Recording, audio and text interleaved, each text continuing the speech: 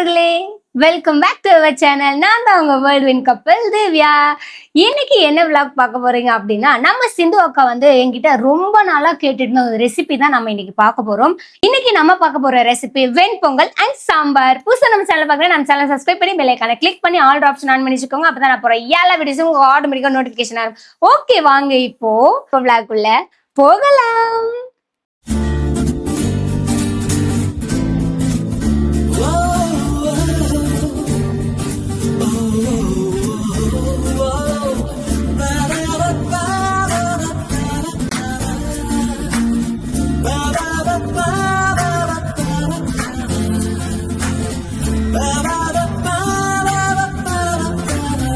நான் வந்து வெண்பொங்கல் வந்து குக்கர்ல தான் செய்ய போறேன். ஸோ நம்ம அரிசியும் பருப்பையும் எடுத்துக்கலாமா? வாங்க, இந்த டம்ளர்ல தான் அளவு நான் எடுக்க போறேன். ஓகேவா? ஒரு கிளாஸ் ஃபுல்லா பச்சரிசி. இப்போ இதோட நம்ம சிறுபருப்பு சேர்க்க போறோம். 3/4 டம்ளர் பாசி பருப்பு. இப்போ இதை நல்லா வாஷ் பண்ணி எடுத்துக்கலாம். அரிசி நல்லா ஒரு 3ல இருந்து 4 வாட்டி நல்லா அலசி எடுத்துக்கோங்க. எந்த டம்ளர்ல அரிசியும் சிறுபருப்பும் அளந்தீங்களோ அதே டம்ளர்லயே தண்ணியும் அளந்து ஊத்திக்கோங்க. ஓகேவா? நான் வந்து இதுல 5 டம்ளர் சேர்க்க போறேன். தண்ணி பண்ணிக்கணும், சரிங்களா? அதுலயே தண்ணியை அளந்து ஊத்திக்கோங்க.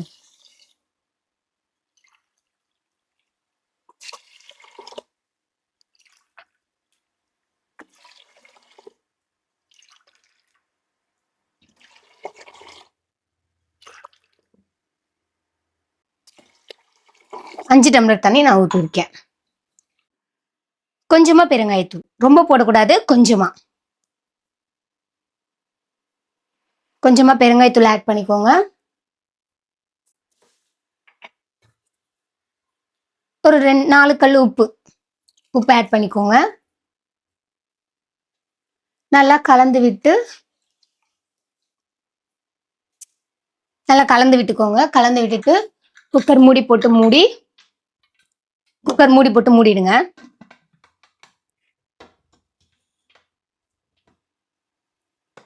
குக்கர் மூடி போட்டு மூடிட்டு அடுப்பு பற்ற வச்சுக்கோங்க. அடுப்பு மேல வச்சுட்டு 3ல இருந்து 4 விசில் விட்டுடுங்க. ஓகேவா? ஓகே, 3ல இருந்து 4 விசில் விட்டா வரைக்கும் போதும்.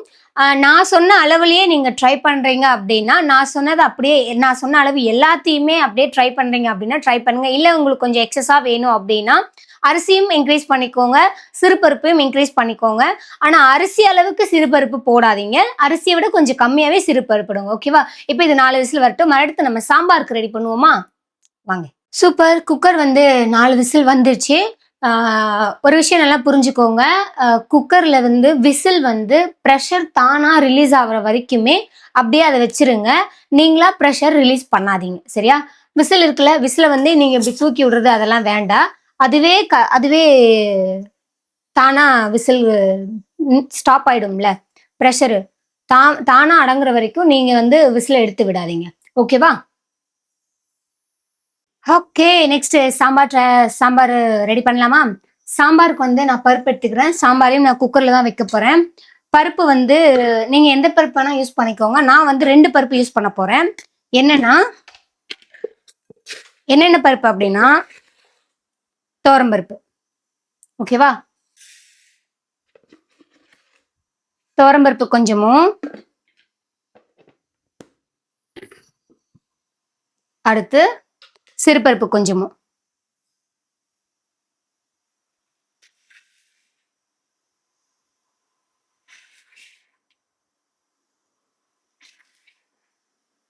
நீங்க வந்து துவரம்பருப்புல மட்டும் செய்யணும்னாலும் செய்யலாம், இல்ல சிறுபருப்புல செய்யணும்னாலும் செய்யலாம். நான் வந்து 2 பருப்பையுமே ஆட் பண்ணியிருக்கேன். உங்களோட விருப்பம் தான். ஓகேவா? ஸோ பருப்பை நல்லா வாஷ் பண்ணி எடுத்துக்கோங்க. ஓகே, பருப்பு நல்லா வாஷ் பண்ணி எடுத்துட்டேன். நல்லா வாஷ் பண்ணி எடுத்துக்கோங்க பருப்பை. நான் வந்து சாம்பார் வந்து மிளகா கிள்ளி சாம்பார் தான் வைக்க போறேன். காய் போட்டு சாம்பார்லாம் கிடையாது. நீங்க காய் போட்டும் சாம்பார் வச்சுக்கலாம், இல்ல மிளகா கிள்ளி சாம்பாரும் வச்சுக்கலாம். ஸோ மிளகா கிள்ளி சாம்பார் எப்படின்றத இன்னைக்கு நான் சொல்ல போறேன். வெண்பொங்கல் வித் சாம்பார் தான் சொல்லியிருப்பேன். ஸோ என்ன சாம்பார்னு சொல்ல, என்ன சாம்பார் அப்படின்னு பார்த்தீங்கன்னா மிளகா கிள்ளி சாம்பார். இது வந்து என்னோட பாட்டியோட ரெசிபி. ஈஸியா இருக்கணும் அப்படின்றதுக்காக நீங்க காய் போட்டு சாம்பார் வச்சும் பொங்கலுக்கு செஞ்சுக்கலாம். இல்ல இந்த மாதிரி மிளகா கிள்ளி சாம்பாரும் நீங்க வச்சுக்கலாம். ஓகேவா? நான் பருப்பு நல்லா வாஷ் பண்ணி எடுத்துட்டேன். ஸோ இப்போ இதுல வந்து நான் வெங்காயம் தக்காளி எல்லாம் நறுக்கி வச்சிருக்கேன். ஸோ தக்காளி, வெங்காயம்,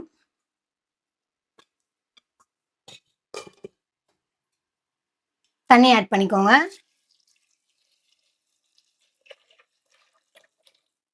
நான் இதுல இந்த குண்டால இவ்வளோ தூரத்துக்கு தண்ணி ஆட் பண்ணியிருக்கேன். சரிங்களா?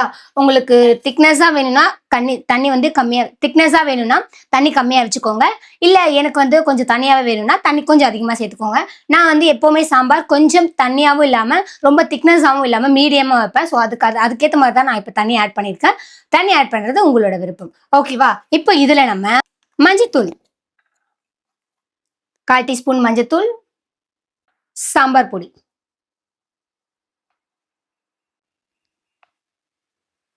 3 டேபிள் ஸ்பூன் சாம்பார் பொடி, வீட்டில் அரைச்ச மிளகாத்தூள் 1 ஸ்பூன், தேவையான அளவு உப்பு. ஓகே, எல்லாத்தையுமே ஆட் பண்ணிட்டு நல்லா கலந்து விட்டுருங்க. கலந்து விட்டுட்டு இதுல கொஞ்சமா நல்லெண்ணெய் ஆட் பண்ணிக்கோங்க. நான் எதுக்காக இந்த நல்லெண்ணெய் ஆட் பண்றேன் அப்படின்னா, விசில் வந்துச்சு அப்படின்னா நம்மளோட சாம்பார்ல அந்த விசில் வரும்போது தண்ணி எல்லாம் ப்ரெஷர் மூலியமா வெளியே ரிலீஸ் ஆகும்ல. ஸோ அது கம்மி ஆக்கிறதுக்காக நான் வந்து எண்ணெய் ஆட் பண்ணியிருக்கேன். நீங்க எண்ணெய் ஆட் பண்ணாலும் பண்ணலாம், இல்லைன்னா பண்ணாமலும் போகலாம். அது உங்களுடைய விருப்பம் தான். நான் வந்து ப்ரெஷர் வரும்போது அந்த தண்ணி நிறைய லீக் ஆகக்கூடாது அப்படின்றதுக்காக எண்ணெய் ஆட் பண்ணியிருக்கேன்.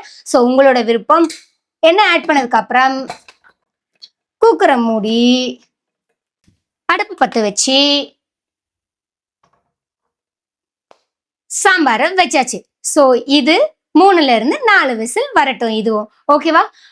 இது ஏன் 3ல இருந்து 4 விசில் 3ல இருந்து 4 விசில் வரைக்கும் வரட்டும் அப்படின்னு நான் சொல்றேன்னா, பருப்பு வந்து நீங்க ஃப்ரெஷ்ஷான பருப்பா இருந்தா 3ல இருந்து 4 விசில் வச்சுக்கோங்க. இல்ல ரேஷன்ல வாங்குறீங்க, இல்ல ஒரு 1 வீக் இல்ல 1 மந்த் ஆயிடுச்சு அந்த பருப்பு அப்படின்னா கூட, 1 மந்த் அவ்வளவா யூஸ் பண்ண மாட்டோம். மேபி இருந்தாலும் ஒரு 1 வீக்கான பருப்பு அப்படின்னா கொஞ்சம் விசில் ஒரு 2 விசில் எக்ஸ்ட்ரா வச்சுக்கோங்க. அப்படி இல்லைன்னா 1 விசில் கூட எக்ஸ்ட்ரா வச்சுக்கோங்க. 4ன்றது 5 கூட வச்சுக்கோங்க. ஓகேவா? உங்களுக்கு எந்த பதம் வேணுமோ, குழையணும், நல்லா பருப்பு நல்லா குழஞ்சிருக்கும் அப்படின்னா விசில் அதிகமா வச்சுக்கோங்க. இல்ல எனக்கு மீடியமாவே இருந்தா ஓகே அப்படின்னாலும் கூட விசில கம்மியா வச்சுக்கோங்க. ஓகேவா? இப்போ இது 3ல இருந்து 4 விசில் வரட்டும். அடுத்து நம்ம பொங்கல் ஓபன் பண்ணுவோமா? ப்ரெஷர் ரிலீஸ் ஆயிடுச்சுன்னு பார்க்கலாம். ப்ரெஷர் இன்னும் ரிலீஸ் ஆகல. ஸோ ப்ரெஷர் ரிலீஸ் ஆகட்டும், அதுக்கப்புறம் நம்ம ஓபன் பண்ணலாம். ஓகே ஓகே, பொங்கலோட ப்ரெஷர் தானா ரிலீஸ் ஆயிடுச்சு. ஸோ ஓபன் பண்ணலாமா? சூப்பர். பாத்தீங்களா இவ்வளவு அழகா வந்திருக்கு? கண்டிப்பா நான் சொன்ன அளவுலயே நீங்க ட்ரை பண்ணீங்கன்னா இன்னும் நல்லா வரும். தண்ணியும் கரெக்டா வச்சிருக்கோம், அளவும் நல்லா வந்துருச்சு. சூப்பரா இருக்கு. ரொம்பவும் குழையாம, ரொம்பவும் இதுவாகாம. ஒரு கரண்டியை வச்சு நல்லா மசிச்சு விட்டுக்கோங்க. ஓகே, சூப்பரா வந்துருச்சு பொங்கல். சாம்பார் விசில் வந்துட்டு இருக்கு. சாம்பார் விசில் வரட்டும், அதுக்குள்ள நம்ம பொங்கலை தாளிச்சிருவோமா? அடுப்பத்தை வச்சுக்கோங்க. ஒரு குட்டி கடாய் வச்சுக்கோங்க. தேவையான அளவு எண்ணெய் ஊற்றிக்கோங்க. நான் வந்து ரீஃபண்ட் ஆயில் தான் ஊற்றுறேன். நீங்கள் எந்த ஆயில் வேணால் யூஸ் பண்ணிக்கலாம். எண்ணெய் ஊற்றிக்கோங்க. நம்ம பொங்கலுக்கு ரொம்ப டேஸ்ட் கொடுக்குற ஒரு விஷயம் என்னன்னா நெய் தான். ஸோ நெய் இருந்தாதான் பொங்கல் பொங்கலா அப்படியே ருசி அந்த ருசி இருக்கு பாருங்க, அப்படி ஒரு தனிப்பட்ட ருசிங்க நெய் நம்ம சேர்த்துருக்கும் போது.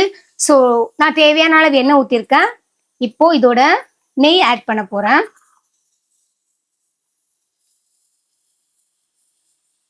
நெய் வந்து உங்களுக்கு எவ்வளவு தேவையோ அவ்வளவு ஆட் பண்ணிக்கோங்க. நெய் எவ்வளவு சேர்த்தாலும் வெண்பொங்கல் ருசி தனி ருசிங்க.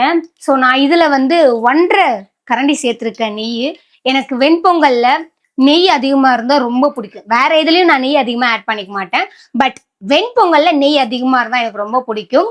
ஸோ உங்களுக்கு நெய் பிடிக்கல அப்படின்னா அதை ஸ்கிப்பும் பண்ணிக்கலாம். இல்லைன்னா கொஞ்சம் தேவையான அளவுக்கு ஆட் பண்ணிக்கோங்க. நெய் சேர்த்தாச்சு. ஓகே, இப்ப நெய் நல்லா சூடானதுக்கு அப்புறம் 1 டீஸ்பூன் சீரகம். சீரகம் நல்லா பொரிஞ்சு விடட்டும். சீரகம் நல்லா பொரிஞ்சு வரட்டும். சீரகம் பொரிஞ்சதுக்கு அப்புறம் அதோட 1 டேபிள் ஸ்பூன் மிளகு.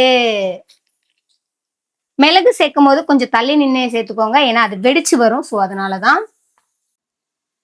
மிளகு நல்லா பொரிஞ்சு வந்ததுக்கு அப்புறம் கொஞ்சமா கருவேப்பிலை. கருவேப்பிலை ஆட் பண்ணதுக்கு அப்புறம் நான் வந்து முந்திரி ஆட் பண்ண போறேன். ஸோ நீங்க முந்திரிய அதிகமாகவும் ஆட் பண்ணிக்கலாம், இல்ல கம்மியாகவும் ஆட் பண்ணிக்கலாம். இல்ல முந்திரி ஆட் பண்ணாலும் பண்ணலாம், இல்லைனாலும் ஸ்கிப் பண்ணிக்கலாம். தங்களுடைய விருப்பம். ஓகே ஓகே, முந்திரி ஆட் பண்ணியாச்சு. இப்போ இதை நல்லா கிளறி விட்டு முந்திரியோட கலர் சேஞ்ச் ஆகட்டும். மீடியம் ஃப்ளேம்லயே வச்சுக்கோங்க. பாத்தீங்களா, முந்திரியோட கலர் சேஞ்ச் ஆயிடுச்சு. ஸோ இந்த ஸ்டேஜ்ல ஸ்டவ் ஆஃப் பண்ணிடுங்க. ஆஃப் பண்ணிட்டு முந்திரியோட கலர் சேஞ்ச் ஆயிடுச்சு, பாத்தீங்களா, தெரியுதா? கலர் சேஞ்ச் ஆனதுக்கு அப்புறம் அடுப்பு ஆஃப் பண்ணிட்டு பொங்கல்ல ஊத்தியாச்சு. ஸோ ஊத்துனதுக்கு அப்புறம் பொங்கலை நல்லா கிளறி விட்டுருங்க. ஓகே, சூப்பர், வெண்பொங்கல் ரெடி. அடுத்து சாம்பாரும் விசில் வந்துருச்சு. ஸோ சாம்பாரோட ப்ரெஷரை ரிலீஸ் பண்ணிட்டு நம்ம சாம்பார் ரெடி பண்ணுவோம். மிளகா கிள்ளி சாம்பார் எப்படின்னு பாக்குறீங்களா? நல்லா நோட் பண்ணிக்கோங்க. ஓகே ஓகே, பருப்புலையும் ப்ரெஷர் தானே ரிலீஸ் ஆயிடுச்சு. ஓபன் பண்ணிடுவோம். சூப்பர். இங்க பாருங்க எவ்வளவு திக்கா இருக்குன்னு, தெரியுதா? இப்போ இது நம்ம கடைந்து விடுவோம்.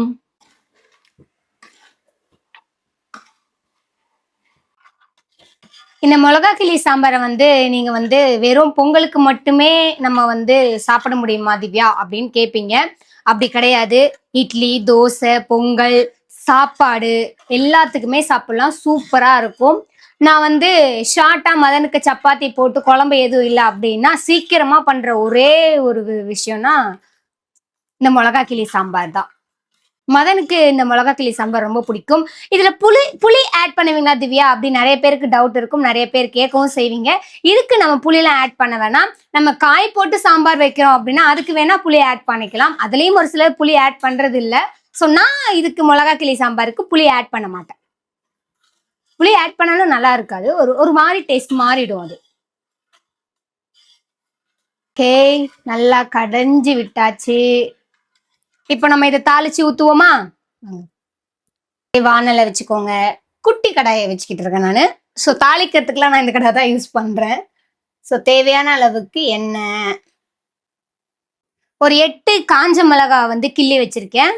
ஸோ நம்ம மிளகா கிள்ளி சாம்பாருக்கு முக்கியமான தேவையான ஒரு விஷயமே இந்த மிளகா தான், காஞ்ச மிளகா தான்.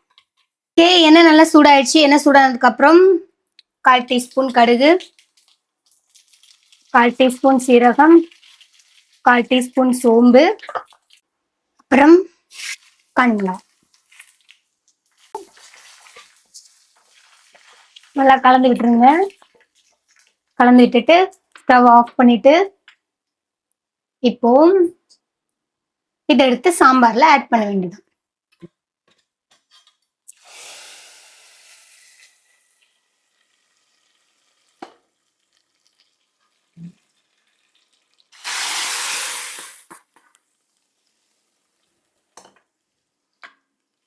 சுவையான மிளகா கிள்ளி சாம்பார் ரெடி. டன்.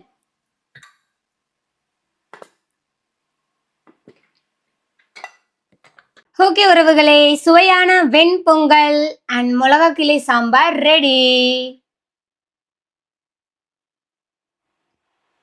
சிந்து அக்கா ட்ரை பண்ணி பார்த்துட்டு மறக்காம கமெண்ட் பண்ணு, ஓகேவா?